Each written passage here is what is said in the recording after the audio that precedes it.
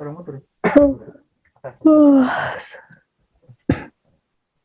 go live.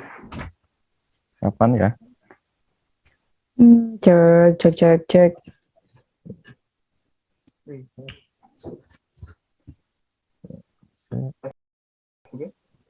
Oke, sudah. Nah, next. Ya, kan Don ya.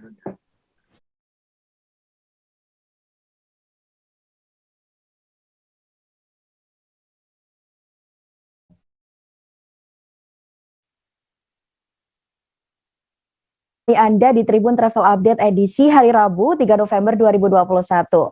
Tribuners, pada Tribun Travel Update kali ini akan ada sejumlah informasi dan juga rekomendasi untuk mengisi waktu luang Anda berlibur bersama dengan keluarga, kerabat dekat, bahkan dengan orang tersayang Tribuners. Untuk mengawal informasi kali ini, ada wisata baru yang menyediakan penginapan dan juga lokasi di area daya tarik wisata atau DTW Tegal. Adapun penginapan yang dipenuhi pohon pinus dan belum resmi di launching ini bernama Gucci Forest. Tidak hanya menyediakan penginapan berkonsep villa, tapi juga ada pilihan camping menggunakan tenda di area yang tersedia dan bisa juga camper van atau menginap di dalam mobil. Untuk tahu keindahan dan juga seperti apa di sana, sudah ada rekan kami Desta Kartika dari Tribun Jateng. Halo Desta. Halo, selamat sore rekan Mukti. Baik, selamat sore Desta. Mungkin bisa diinformasikan kepada Tribuners dan juga dijelaskan sedikit mengenai penginapan Gucci Forest dan apa saja fasilitas yang disediakan di sana, Desta. Oke, baik, siap. Untuk pengunjung daya tarik wisata Gucci Kabupaten Tegal saat ini semakin dibanjakan karena banyak wisata baru dan juga penginapan baru. Salah satunya yaitu Gucci Forest yang memang belum resmi di launching.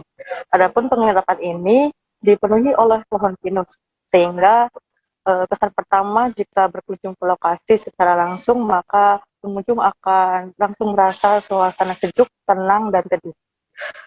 Mengikuti tren yang ada saat ini, sehingga tidak hanya menyediakan penginapan berkonsep villa, tapi juga terdapat pilihan lain, yaitu camping di area yang sudah disiapkan, dan juga terdapat camper van atau menginap di dalam mobil.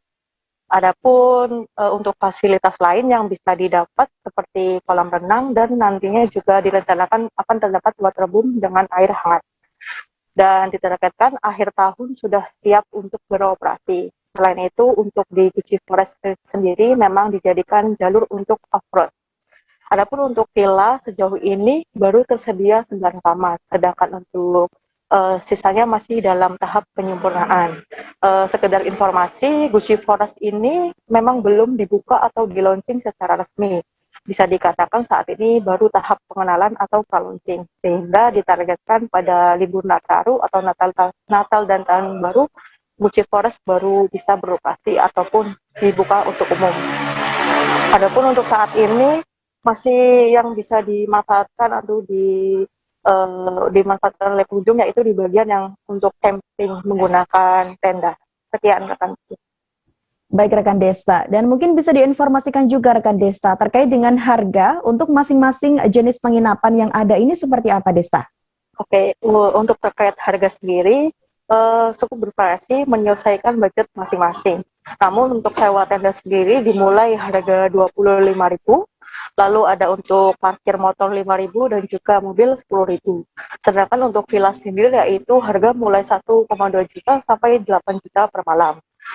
Pihak Gucci Forest sendiri juga menyediakan sampai 100 tenda jika ingin ada yang menyewa dan juga peralatan lain seperti sleeping bag, matras, kursi santai, kompor, dan keperluan camping lainnya.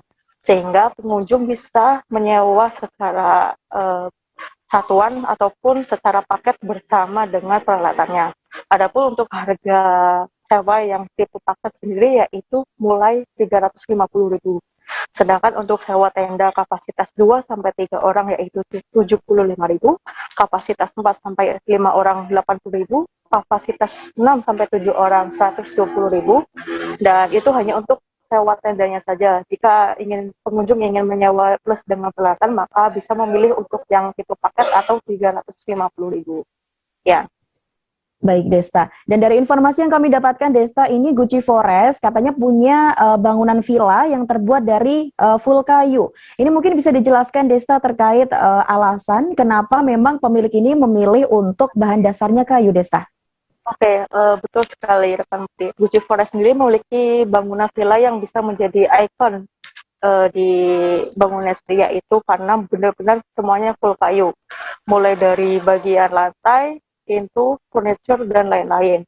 Kayu yang digunakan pun beragam, mulai dari kayu jati, kayu nangka, kayu sonokeling, dan juga jenis kayu lainnya. Pemilihan kayu sendiri menurut pengelola Gucci Forest untuk menghadirkan kesan hangat dan juga kesan wisata alam supaya lebih terasa. Karena untuk bangunan kayu sendiri memang lebih terasa hangat dibandingkan dengan bangunan lain yang memang menggunakan dari keramik, granit ataupun sejenisnya, sehingga memang kesan unik sangat terasa jika memasuki bangunan villa ini sendiri. Rekan. Baik, terima kasih rekan Desta atas laporan Anda dan Tribuners. Terkait dengan informasi tersebut, kami juga sempat melakukan wawancara dengan pengelola wisata Gucci Forest, Muhammad Abdul Atik, dan juga pengunjung, yakni Andi Maulana, dan berikut informasinya untuk Anda. Gucci Forest itu adalah pendatang baru di objek wisata Gucci, Kabupaten Tegal. Dia menyediakan wisata alam yang di dalamnya ada air panas, waterbomb dalam penggarapan, mudah-mudahan di akhir tahun selesai.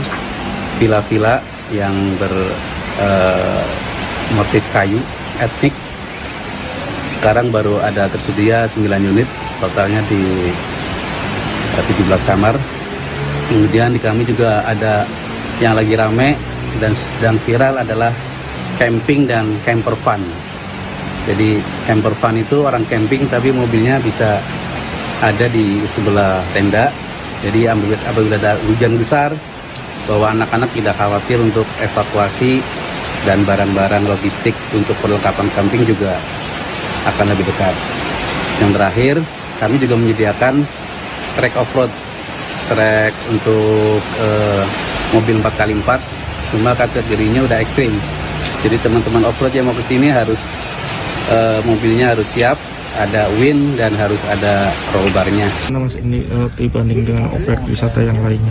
Ya, di sini cukup beda sama yang lain sih. Lebih banyak suasana baru aja. Terus suasana bukitnya juga kerasa banget. Jadi dari konsepnya juga bagus banget ya. Dan di sini juga sangat keren gitu. Buat camping juga rekomen banget sih. Kayak gitu paling. Kalau sewanya tarifnya? Dari tarifnya sendiri ada paketannya sih. Yang kayak apa? Dari mulai 300 juga ada. Informasi selanjutnya Tribuners, jika Anda jalan-jalan ke Kota Solo, Jawa Tengah, Tribuners bisa menemukan museum yang menyimpan beragam koleksi keris di Museum Keris Tribuners. Di sana Tribuners bisa melihat beragam keris, terutama keris Presiden Jokowi, lengkap dengan diorama pembuatan keris. Banyak hal juga Tribuners yang menarik yang bisa Tribuners lihat di sana. Seperti apa informasinya? Kali ini sudah ada rekan kami dari Tribun Travel, Ratna. Halo, selamat sore Ratna. Selamat sore Mufti. Baik rekan Ratna, mungkin bisa diinformasikan apa sih sebenarnya Museum Keris ini dan lokasinya di mana Ratna? Ya, Museum Keris Solo ini merupakan salah satu tempat wisata yang ada di Kota Solo dan menyimpan ragam koleksi keris Nusantara. Untuk Museum Keris Solo ini pertama kali diresmikan oleh Presiden Jokowi pada bulan Agustus tahun 2017. Lokasinya ada di Jalan Bayangkara, nomor 2 Sriwedari, Kecamatan Lawean, Kota Solo. Jadi bagi Tribuners yang liburan ke Kota Solo, lokasi tepatnya ini ada di belakang Stadion Sriwedari. Baik Ratna, dan untuk harga tiket sendiri untuk Tribuners yang ingin masuk ke sana, ini sekira berapa dan juga jam bukanya kapan saja ini Ratna? Untuk harga tiket masuk ke Museum Keris Solo ini tergolong terjangkau ya. Jadi untuk wisatawan umum itu hanya dikenakan harga tiket masuk 7.500 untuk kunjungan hari biasa dan 10.000 untuk hari libur. Sedangkan untuk pelajar itu akan dikenakan 5.000 untuk hari biasa dan 7.500 saat libur. Untuk jam operasionalnya sendiri, karena baru saja dibuka pada tanggal 6 Oktober kemarin, ada penyesuaian jam operasional. Untuk saat ini, Museum Keris itu buka mulai hari Selasa sampai dengan hari Jumat. Untuk hari Selasa sampai hari Kamis itu buka mulai pukul 9 pagi sampai pukul 3 sore. Sedangkan untuk hari Jumat itu mulai pukul setengah 9 pagi sampai pukul 11 siang. Dan khusus untuk hari Senin sementara tutup. Baik Ratna, dan diketahui kemarin sempat tutup karena pandemi, lalu apakah ada syarat bagi pengunjung yang ingin berkunjung ke Museum Keris Solo ini setelah kembali beroperasi, Ratna? Untuk syaratnya sendiri, ada beberapa aturan baru yang diterapkan Museum Keris Solo, yakni diantaranya membatasi jumlah kuota pengunjung yang datang. Saat ini hanya 25% dari kuota normal. Selain itu juga ada penerapan protokol kesehatan, mulai dari mewajibkan pengunjung untuk mengenakan masker, mencuci tangan, menjaga jarak, dan minimal sudah divaksin dosis pertama. Di bagian area depan museum itu juga terdapat beberapa tempat untuk mencuci tangan, pengecekan suhu, dan untuk scan barcode melalui aplikasi Peduli Lindungi. Baik Ratna, ketika Anda berkunjung ke sana Ratna, menikmati dan juga melihat-lihat koleksi yang ada di sana, kira-kira bisa diinformasikan kepada Tribuners terkait apa saja koleksi keris di Museum Keris Solo ini? Ya, untuk koleksinya sendiri, tadi saya sempat berkeliling, itu ada ragam koleksi keris Nusantara, mulai dari yang berasal dari Aceh, Riau, Bali, Madura, Solo. Beberapa juga keris itu merupakan hibahan dari pejabat ataupun dari masa-masa kerajaan. Bahkan yang paling tertua sendiri itu ada keris yang ada pada abad ke-9. Selain itu, yang menarik di sini ada keris hibahan dari Fadlizon, dan masterpiece-nya itu keris Presiden Jokowi yang bernama Kyai Tengger. Selain keris juga Mufti, di sini ada diorama proses pembuatan keris. Jadi pengunjung yang datang ke sini tidak hanya sekedar bisa menikmati ataupun mengenal sejarah keris yang ada, tetapi juga bisa melihat proses pembuatan keris yang akan dibantu dijelaskan oleh pemandu wisata yang merupakan pihak pengelola Museum Keris Solo. Baik Ratna, dan untuk mungkin Tribuners yang ingin memutuskan untuk berlibur ke sana atau mengisi waktu luangnya di Museum Keris Solo ini, adakah tips dari sana Ratna terkait Tribuners yang ingin datang ke sana? Bagi Tribuners yang mau datang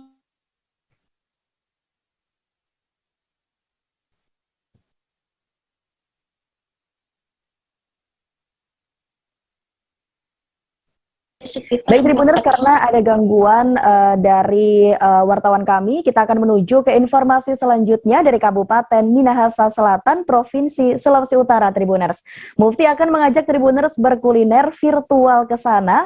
Ada salah satu rumah makan menantu di kawasan Teluk Manado, Amurang. Baru beberapa bulan dibuka, rumah makan ini sudah banyak atau ramai dikunjungi masyarakat. Dan pastinya disuguhkan berbagai macam kuliner dan juga masakan yang bisa menjadi salah satu pilihan Anda untuk berlibur ke sana, Tribuners. Seperti apa informasi dan juga kelezatannya? Kali ini Mufti sudah terhubung dengan Romantik dari Tribun Manado. Halo, selamat sore, Ru. Selamat sore, rekan Miftah. Baik, rekan Ro. Dari informasi dan juga wisata tersebut, rekan Ro, bisakah diinformasikan kira-kira menu apa saja yang dijual di rumah makan dari menantu ini, Ro? Ya, baik, rekan Mufti. Jadi ada banyak menu yang disiapkan di rumah makan menantu. Yang pertama, menu andalan itu adalah ikan tuna bakar. Itu tuna bakar juga terdiri dari dada tuna dan rahang tuna. Di situ juga tersedia menu ikan mujair bakar, ada juga mujair goreng, serta ada banyak jenis ikan yang biasa disebut oleh orang Amurang ikan mangael. Ikan mangael itu adalah ikan-ikan karang. Nah, selain jenis ikan, di situ juga dijual beragam jus alpukat, jus apel, serta jus-jus yang lain. Ada juga dijual menu pisang goreng. Nah, pisang goreng juga ini terbagi dari beberapa jenis pisang goreng. Pisang goreng kipas maupun pisang goreng stick, dan ada satu jenis lagi pisang goreng yang lain. Demikian rekan Mufti. Baik rekan Rul, dan dari informasi yang kami dapatkan tadi, memang lokasi ini atau tempat ini memang baru saja buka, Rul. Lalu bagaimana ceritanya sehingga rumah makan ini menjadi ramai? Iya, baik rekan Mufti. Jadi rumah makan ini sudah owner yang ketiga atau investor yang ketiga yang mengelola rumah makan ini. Yang pertama, mereka mengelola dengan menu andalan mereka Chinese food. Yang kedua, hanya terbatas pada rumah kopi, ada juga makanan tapi tidak terlalu banyak jenisnya. Nah, dan yang ketiga, yang owner menantu ini, dia mengelola tempat ini baru-baru ini setelah 2 orang itu gagal, maka dia mulai membangun tempat usaha ini dengan menata kembali. Nah, penataan yang demikian unik menjadi daya tarik bagi banyak orang. Selain penataan juga menunya diperbanyak. Nah, seperti yang Tribuners bisa lihat di layar tadi, di layar kamera tadi, penataannya dibuat sangat unik, dipakai lampu-lampu, ditulis tulisan menantu dari neon box. Ada juga penambahan kursi-kursi jenis airbag. Nah, itu yang membuat sehingga banyak warga yang ingin datang untuk bukan hanya sekadar menikmati menu, tetapi menikmati suasana di rumah makan menantu. Demikian rekan Mufti. Baik rekan Rul, dan mungkin ini juga menjadi salah satu yang banyak dipertanyakan begitu ya untuk yang ingin berkunjung ke sana. Terkait dengan harga dari menu di rumah makan menantu ini seperti apa, Rul? Iya, baik.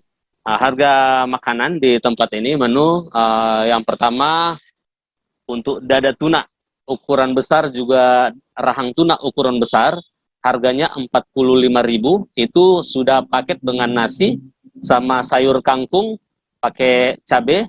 Nah, harga yang kedua yang lebih kecil dari itu harganya 35.000. Nah, harga 35.000 itu paketnya sama, hanya ukurannya yang diperkecil. Demikian juga dengan ikan mujair bakar, harganya ada yang 30.000, ada juga yang 35.000, tergantung dari besar ikan tersebut. Demikian juga ada harga untuk berbagai jenis jus. Di standar harganya itu 16.000, ada juga yang 18.000, tergantung dari jenis jus apa yang ingin dinikmati oleh pelanggan atau konsumen yang datang di rumah makan menantu. Demikian rekan Mufti. Baik rekan Rul, dan dari informasi yang didapatkan di sana rekan Rul, kira-kira siapa saja konsumen yang datang di rumah makan menantu ini? Iya, jadi ada banyak konsumen yang datang di rumah makan menantu datang dari berbagai kalangan, mulai dari orang dewasa, anak muda, dan bahkan sampai anak-anak. Nah, mengapa ada anak-anak banyak juga yang ingin datang di rumah makan menantu? Karena dekorasi panggung tempat untuk makan yang dibangun di tepi pantai atau di Teluk Manado dibuat seindah mungkin. Jadi ada banyak pernik, misalnya ada tulisan-tulisan, ada gambar-gambar yang dipajang di atas panggung. Juga yang paling ingin dinikmati oleh anak-anak yaitu tempat duduk yang hanya ditaruh di atas panggung berupa tempat duduk jenis airbag. Ada juga photobooth, jadi tempat foto.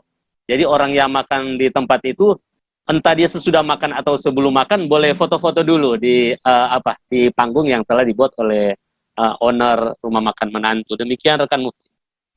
Baik, terima kasih rekan Rul atas laporan Anda. Kami tunggu laporan Anda selanjutnya dan selamat bertugas kembali rekan Rul. Terima kasih. Baik Tribuners, masih banyak informasi yang akan kami sajikan untuk Anda. Seusai jeda kami akan kembali dengan sejumlah informasi menarik lainnya. Tetaplah bersama kami di Tribun Travel Update. Udah bersyukur banget. Kak, si anak ini dijadikan sebagai tersangka begitu.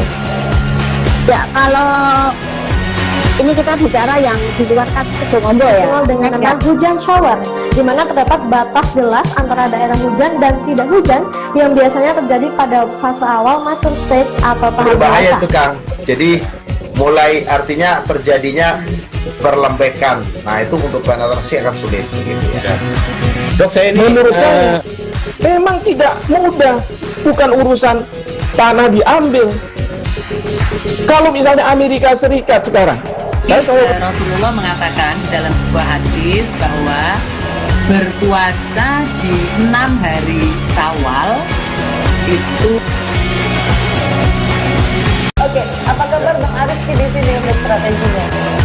Kalau saya sendiri di unit 37 ini yang semalam baru mulai, Apa yang dirasakan Kapten Hitam? Sebenarnya aku nggak ngerasain penangkapan atau penggerebegan atau apapun itu, karena gini loh, posisinya aku kriteria. Jadi kita mengenal disebut dengan stroke yang tidak berdarah dengan stroke yang berdarah. Stroke yang tidak berdarah itu biasanya ditandai dengan adanya penyumbatan. Kalau itu terjadi di sini mungkin pikirnya tidak ke situ kali ya, tapi kalau di Korea atau di Kamboja itu ada beberapa paper yang saya itu Mas, ya dulunya tukang koran. Oh gitu ya. Tukang koran. Ya, saya baca itu Pak. Tuh kan pernah baca kan? Ya. Jadi kalau saya jadi tangga itu udah bersyukur banget. Kak, si anak ini dijadikan sebagai tersangka begitu. Ya kalau ini kita bicara yang di luar kasus Sebongombo ya. Dengan nama hujan shower, di mana terdapat batas jelas antara daerah hujan dan tidak hujan yang biasanya terjadi pada fase awal mature stage atau tahap Berbahaya dewasa. itu Kang. Jadi mulai artinya terjadinya perlembekan. Nah itu untuk penetrasi akan sulit gitu ya. Dok, saya ini menurut saya memang tidak mudah, bukan urusan tanah diambil. Kembali disaksikan Tribuners, Tribun Travel Update bersama saya Mufti Fauzia. Tribuners, kali ini ada tempat wisata menarik jika Anda berkunjung ke Kabupaten Baru, Sulawesi Selatan, yakni Taman Bola Pitue. Nama Bola Pitue atau dalam bahasa Indonesia ini berarti 7 rumah. Rumah-rumah tersebut mewakili 7 kecamatan yang ada di Baru. Taman ini juga menjadi salah satu tempat Anda Tribuners untuk berakhir pekan ataupun mengisi waktu luang. Terkait dengan informasi tersebut sudah ada rekan kami, Darullah dari Tribun Timur. Halo Darullah, selamat sore.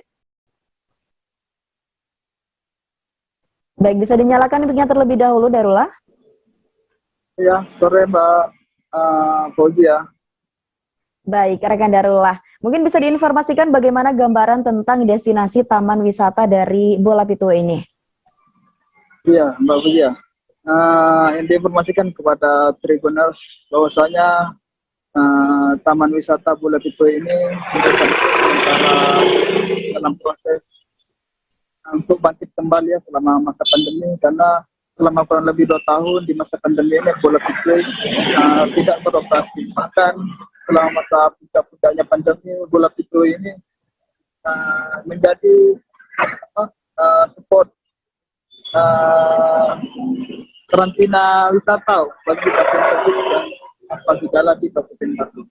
Jadi saat ini sedang melakukan untuk operasi kembali untuk tempat wisata bagi masyarakat umum di Bola Pitue ini. Ya, jadi Bola Pitue ini lokasinya juga di pinggir pantai. Jadi spot dari 7 rumah yang ada di Kabupaten Baru ini langsung menghadap ke pantai di Kabupaten Baru. Jadi cukup bagus spotnya. Itu jadi tempat. Baik, rekan Darullah. Dan kira-kira apa-apa saja rekan Darullah wahana ataupun fasilitas yang ada di Taman Wisata Bola Pitue ini? Ya, untuk spot yang ada di sana yang disediakan oleh pengelola itu ada spot foto, kemudian ada spot mancing. Selain spot mancing juga disediakan gazebo untuk tempat bersantai bagi pengunjung. Selain itu ada juga aula pentas untuk acara-acara besar, live musik.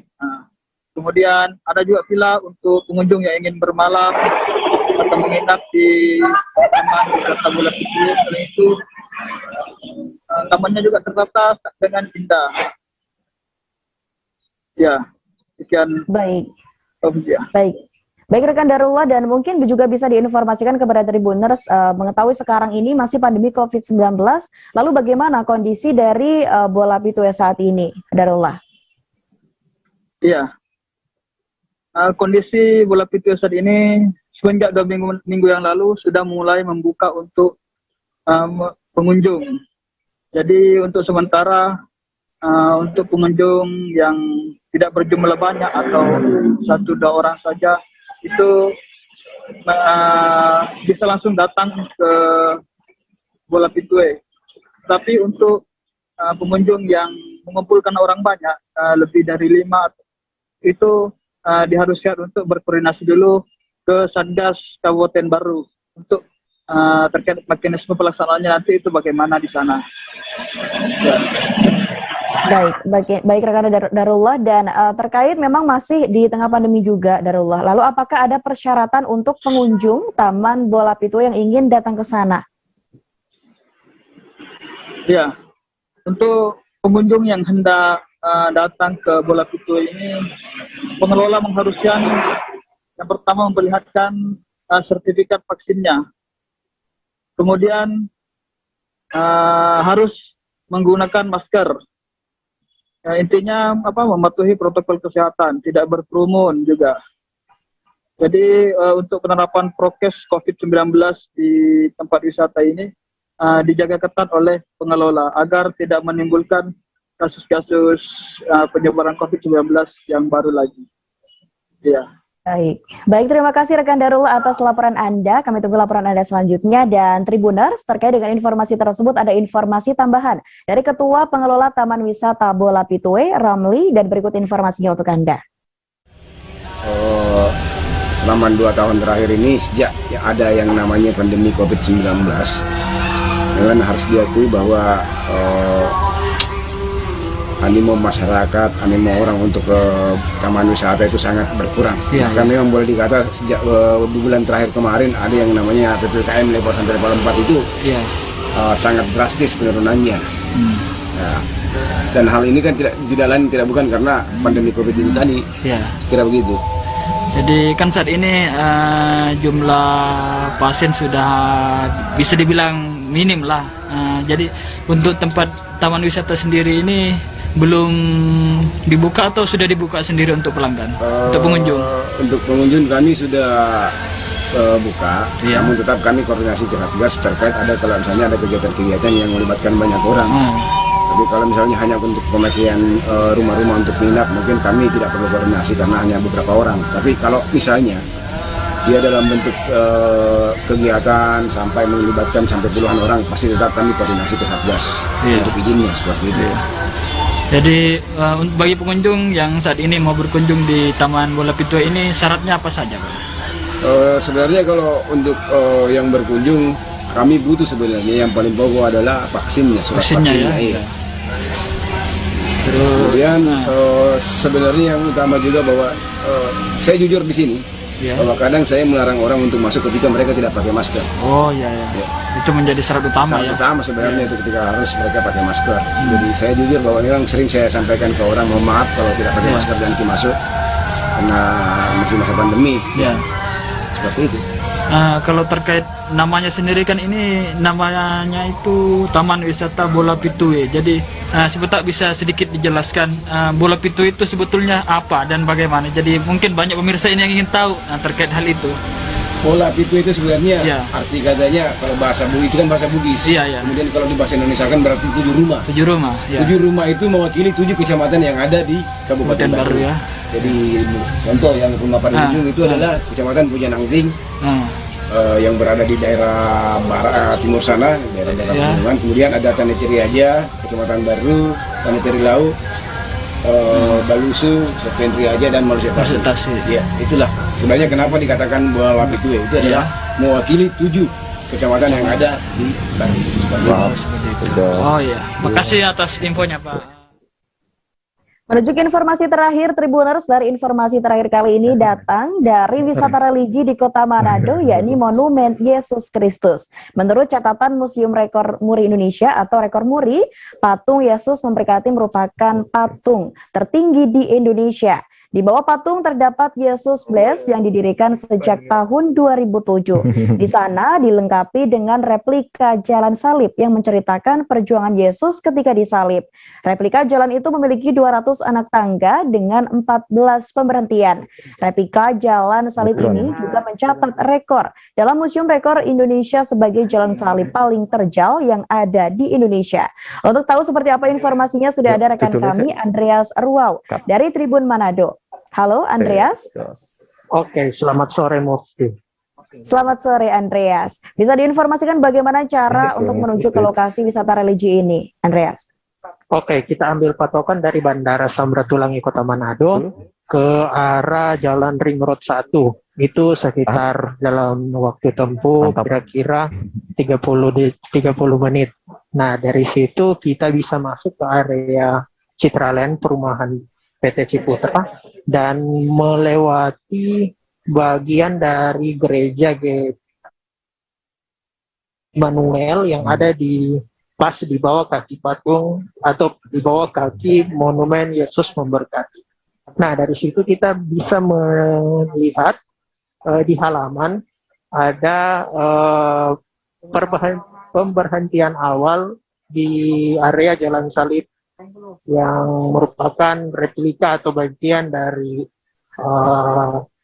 monumen Yesus Memberkati yang ada di Citraland Kota Manado. Demikian Mufti. Baik rekan Andreas, dan kira-kira apa saja nilai dan juga makna dari religi yang terkandung di objek wisata religi ini, Andreas?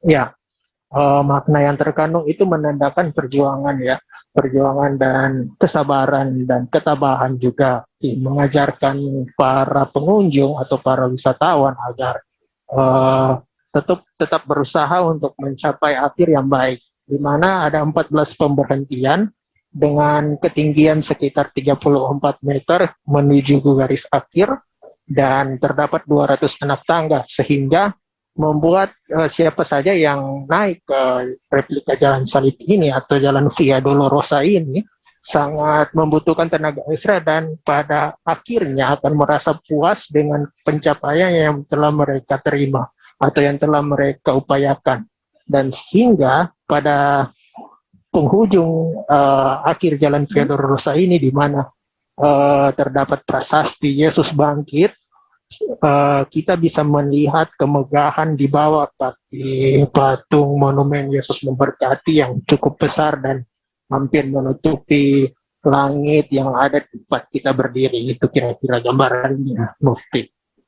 Baik, rekan Andreas. Dan mungkin juga bisa digambarkan juga kepada Tribuners terkait dengan proses melintasi jalan di sana dan apa saja kira-kira yang bisa ditemukan jika Tribuners berkunjung ke sana, Andreas. Oke. Di situ ada 3 fasilitas yang diberikan oleh pihak PT Ciputra. Yang pertama, monumen Yesus Memberkati itu sendiri.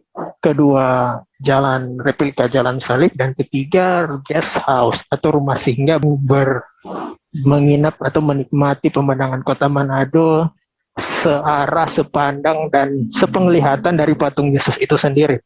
Nah, dan di situ kita juga bisa mendapatkan fasilitas rumah ibadah dan fasilitas religius dan pengalaman spiritual yang baru bagi para pengunjung, dan bisa juga dirasakan oleh umat non-Kristen atau umat-umat agama yang lain, gitu kira-kira, sehingga mereka turut